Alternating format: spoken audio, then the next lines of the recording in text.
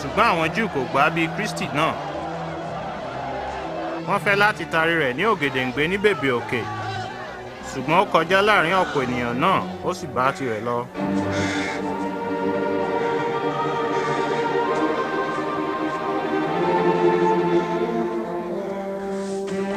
Ó lọ sí ìlú Gálílì tí à ń pè ní Kapernaumu. Ìwà ipá ti ìjọba Róòmù hàn gbangba káàkiri orílẹ̀-èdè náà, tó bẹ́ẹ̀ tí àwọn ènìyàn náà ń pòǹgbẹ fún olùgbàlà láti gbà wọ́n lọ́wọ́ aninilára.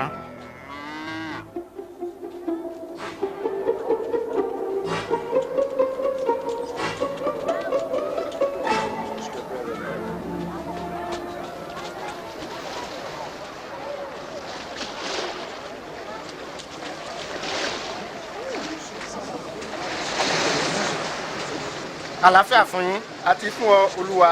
Ààyè wà nínú ọkọ̀ rẹ fún mi bí Símónì? Bẹ́ẹ̀ ni Olúwa. Òun kì yóò fi wá sílẹ̀, àbí? Bá wa sọ̀rọ̀, bá wa sọ̀rọ̀. Bá wa sọ̀rọ̀, bá wa sọ̀rọ̀. Jésù bá wa sọ̀rọ̀.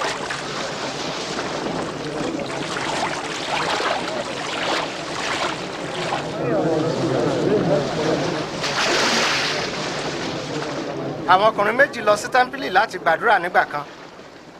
Ọ̀kan jẹ́ Fárísì, èkejì sì jẹ́ agbowó òde.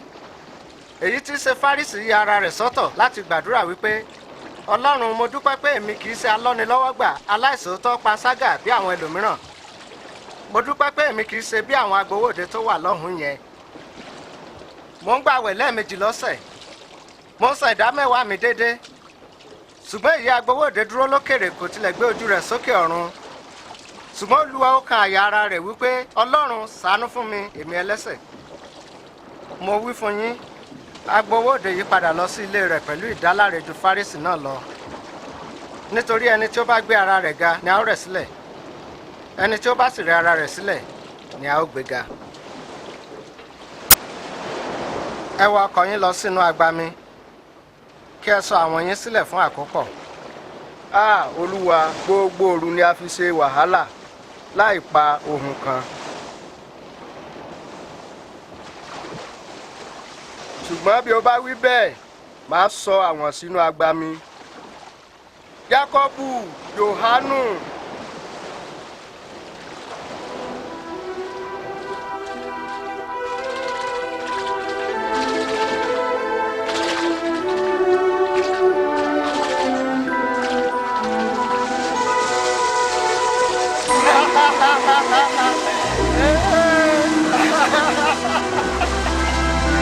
Jákọ́bù, Jòhánù, ẹ yára wá kẹ́kẹ́ láti ràn wá lọ́wọ́. Kò ṣeé ṣe fún atorí sọ̀wọ́ wá dí.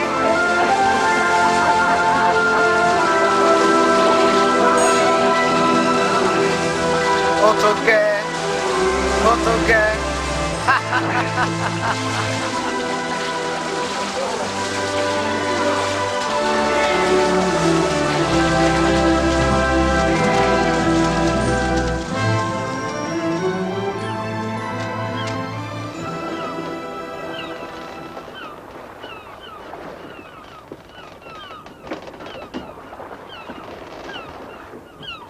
Lọ kúrò lọ́dọ̀ mi Olúwa, nítorí ẹlẹ́ṣẹ̀ ni èmi. Má ṣe bẹ̀rù. Láti ìgbà yìí lọ ìwọ yóò di apẹja ènìyàn.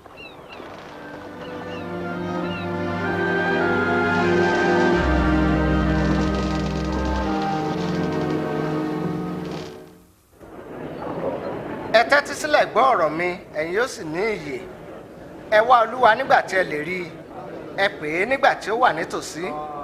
Jẹ́ kí ènìyàn búburú kọ ọ̀nà rẹ̀ sílẹ̀, kí ẹlẹ́ṣẹ̀ sì kọ èrò rẹ̀ sílẹ̀, kí ó sì yí padà sí Olúwa. A ó sì ṣàánú fún un, a ó sì dáríjì í lọ́pọ̀lọpọ̀. Ìwọ yóò sì jáde lọ pẹ̀lú ayọ̀, àlàáfíà yóò sì máa tọ̀ ọ́ lẹ́yìn. Ó ń bọ̀, ó ti dé, wò ó. Jésù, Jésù jọ̀wọ́ gbọ́ ọmọ mi kan ṣoṣo la. Jọ̀wọ́ ṣàánú. Ọmọ ọdún 12 péré ni ó sì ń kú lọ. Jọ̀wọ́ bá mi ká lọ. Jáírù, àánú ṣe mí. Jésù, Ọmọbìnrin rẹ ti kú. Má ṣe dá olùkọ́ni láàmú. Má ṣe bẹ̀rù. Sáà ti gbàgbọ́, òun yóò sì rí ìwòsàn.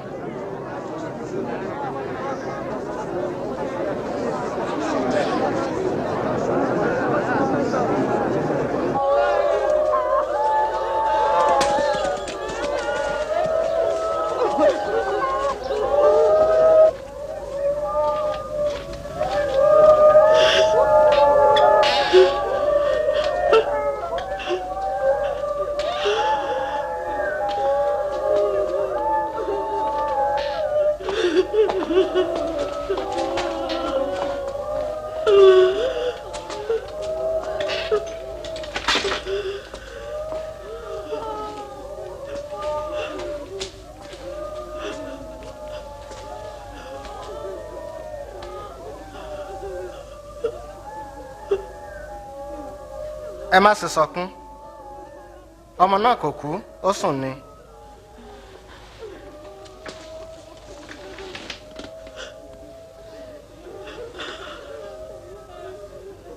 ọmọ dìde.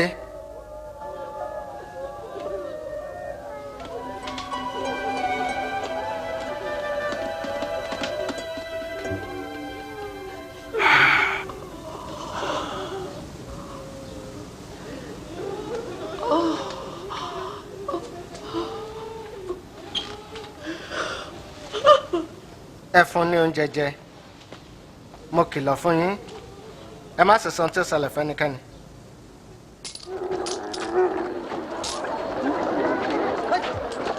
lẹ́yìn nǹkan wọ̀nyí ni ó rí agbowó òde tí orúkọ rẹ̀ ń jẹ́ Matthew ọmọ Léfì. Ó jókòó ní ibodè láti gba owó ibodè.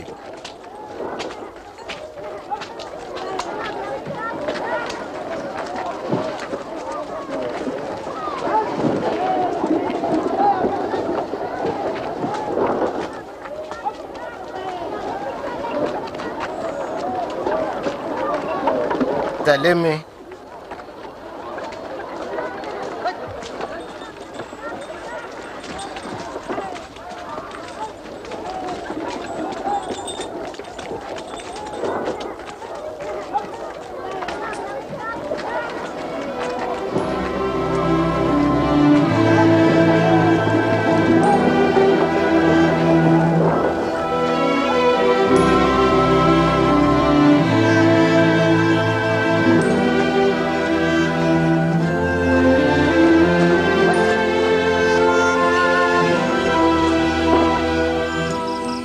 Jésù lọ gbàdúrà lórí òkè. Ó fi gbogbo òru náà gbàdúrà sí Ọlọ́run.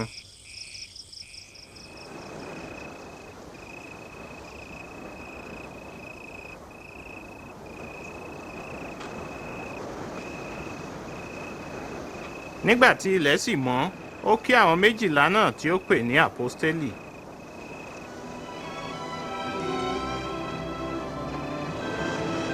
Símónì ẹni tí ó sọ ní Pétérù,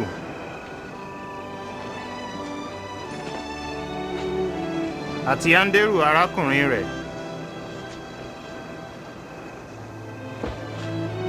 Jákọ́bù,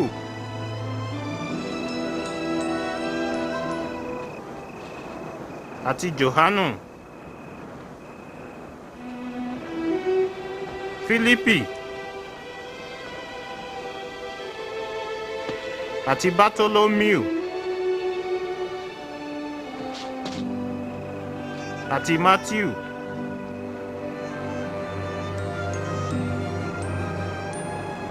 àti Tómásì, Jákọ́bù ọmọ Alféù, àti Símónì tí à ń pè ní Sílọ́tì, àti Júdà arákùnrin Jákọ́bù, àti Júdásì Iskariotu tí í ṣe oníkúpani.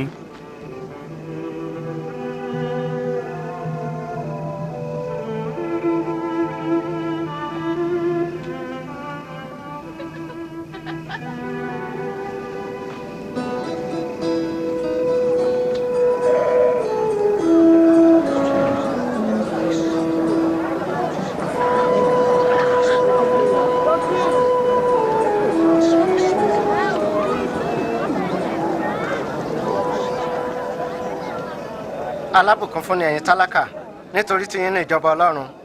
alábùkún fún ni ẹ̀yin tí ebi ń pa nísinsìnyí nítorí tí ẹ ó yó.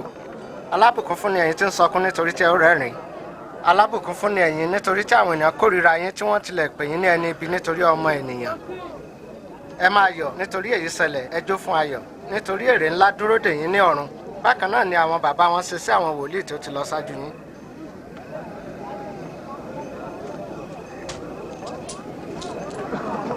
mẹ́rìndínlógún mẹ́tàdínlógún méjìdínlógún mọ́kàndínlógún ogún gbogbo tí mo ní nìyí. kí ni èrò rẹ láti sọ báwo bẹ́ẹ̀? ni yóò ti burú fún ẹ̀yin tí ó ní ọrọ̀ nísinsìnyí?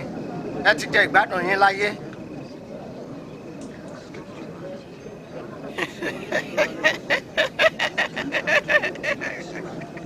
òun kò fẹ́ di ọlọ́rọ̀, òun láti jẹ́ òmùgọ̀. báwo ni ó ṣe burú fún ẹ̀yin tí ń rẹ́rìn nísinsìnyí? nítorí tí ẹ̀yin ó sọkún. Bí ó ti burú tó kí àwọn ènìyàn sọ rere nípa yín, àwọn bàbá wọn sọ ohun kan náà nípa àwọn wòlíì èké. Mo wí fún ẹ̀yin tí ń gbọ́ mi pé ẹ fẹ́ràn ọ̀tá yín, ẹ ṣe rere fún àwọn tí ó kórìíra yín, ẹ súre fún àwọn tí ó fi yín ré, ẹ gbàdúrà fún àwọn tí kò gbà yín gbọ́.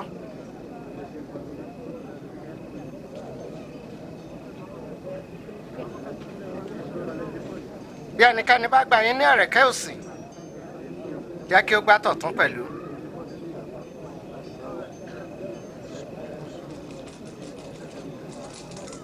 Bí ẹnikẹ́ni gba agbádá rẹ, jẹ́ kí ó kúkú gba bùbá pẹ̀lú.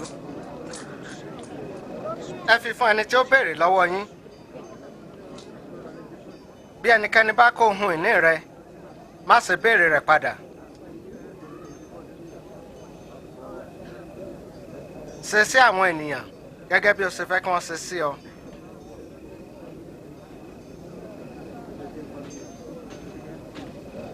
Bí ìwọ bá fẹ́ràn kìkì àwọn tí ó fẹ́ràn rẹ, ìwọ yóò ṣe ní ìbùkún. Àwọn ẹlẹ́ṣẹ̀ pẹ̀lú fẹ́ràn àwọn tí ó fẹ́ wọn. Bí ìwọ bá ṣoore fún àwọn tí ó ṣe ọ́ lóore, èé ṣe tí ìwọ fi ń wá ìbùkún. Àwọn ẹlẹ́ṣẹ̀ ṣe bẹ́ẹ̀ pẹ̀lú. Báwo ló ṣe ń fọwọ́ kàn? Báwo ni ó ṣe lè sọ̀rọ̀ sí i? Ó sú mi.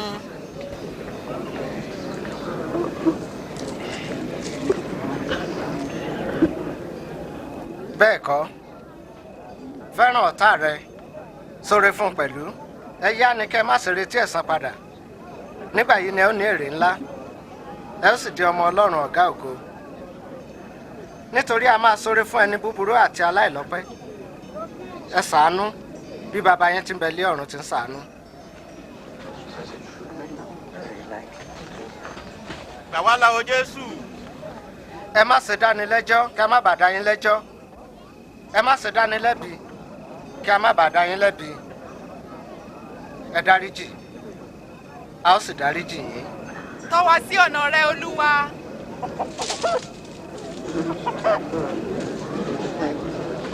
Ẹ fi fún ni, a ó sì fi fún yín.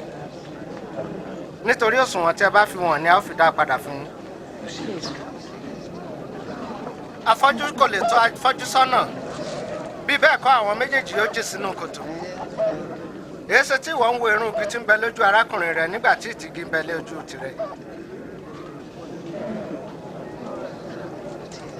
Máa tọ́ wa Olúwa. A fẹ́ ọ nísinsìnyí, Olúwa. Alábùkún fún ni ìyá tí ó bí ọ tí ó sì tọ́ ọ dàgbà.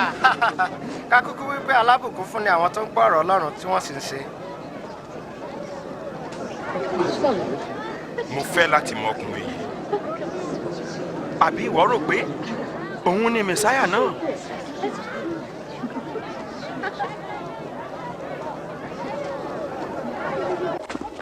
Farisí kan pe Jésù kí ó wá bá òun jẹun.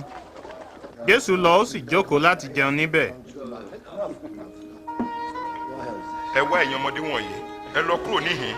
Ẹ gbọ́ mi bí, ẹ lọ kí wọ́n máa kó wàhálà wọn lọ jàre. Kí lobìnrin wá nìyí? Èmi kò mọ̀.